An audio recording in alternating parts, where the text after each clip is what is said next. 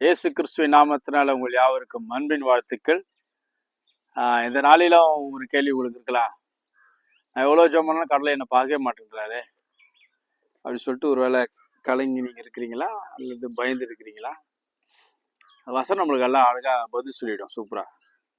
ஏசாயா 66ஆம் அதிகாரத்துல 2ஆம் வசனத்துல ஒரு கீழே 3 வரையிலிருந்து படிக்கிறேன். சிறுமைப்பட்டு ஆவில் நொறுங்குண்டு என் வசனத்துக்கு நடுங்குகிறவனே நோக்கி பார்ப்பேன். ஆண்டு யாரை பார்ப்பாரான் அப்படின்னா, வசனத்துக்கு நடுங்குகிறவர் தான் பார்ப்பாரான். ஏன் அப்படின்னா, அவர் அப்படித்தான்.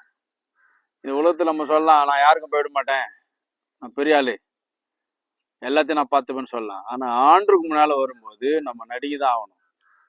ஏன்னா நம்முடைய ஆயுசு நாட்கள் அவருடைய கரத்துல இருக்குது. அதனாலதான் ஆண்டவருக்கு நம்ம நடுங்கிறதுல ரொம்ப கவனமா இருக்கணும். பெரிய பெரிய ஆளுங்களையும் ஒரு பணக்காரங்க கூட மதிக்காம கூட போகலாம். ஆனா ஆண்டவர் இந்த உலகத்தை படைத்த தெய்வம், சகல லோகத்துக்கும் அதிபதி. யாருக்கு நீங்க பயப்படலைனாலும் கண்டிப்பா கர்த்தருக்கு நடுங்கிதான் ஆகணும், பயந்துதான் ஆகணும். ஏன்னா ஒரு நாள் நம்ம அவரை பார்க்க போறோம்.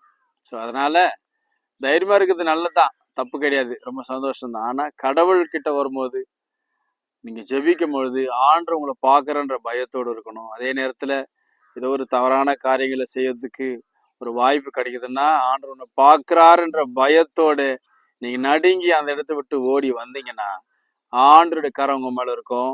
உங்களை ஆண்டவர் நோக்கி பார்ப்பார், உங்கள் துக்கங்களை சந்தோஷமாக மாற்றுவார். God bless you. Amen.